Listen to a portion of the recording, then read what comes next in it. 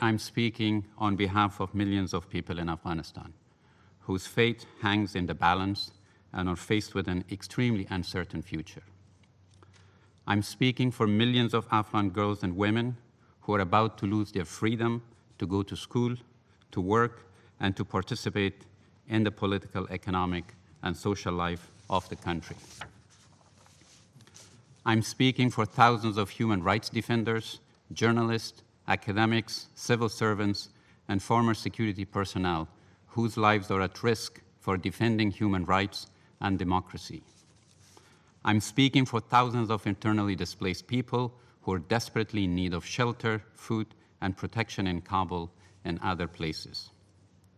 As you're witnessing yourself, the situation in Kabul, a city of about 6 million people, is extremely worrying, to say the least. You have seen chaotic scenes at the Kabul International Airport as desperate citizens are trying to leave the country. Mr. President, we are extremely concerned about Taliban's not honoring their promises and commitments made in their statements at Doha and at other international fora. We've witnessed time and again how Taliban have broken their promises and commitments in the past.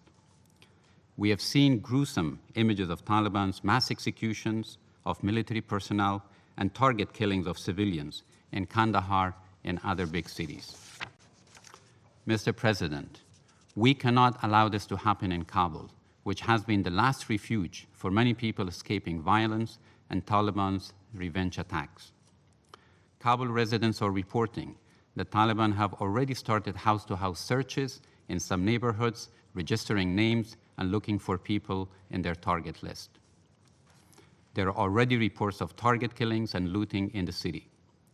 Kabul residents are living in absolute fear right now. Mr. President, there is no time for blame game anymore. We have an opportunity to prevent further violence, prevent Afghanistan descending into a civil war and becoming a pariah state.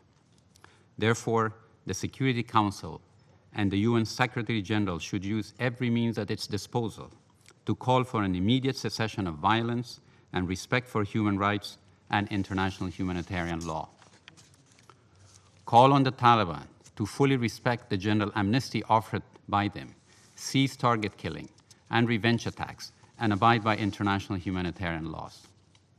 Urge that no public institutions and service delivery infrastructure be demolished, including works of arts in museums and media institutions.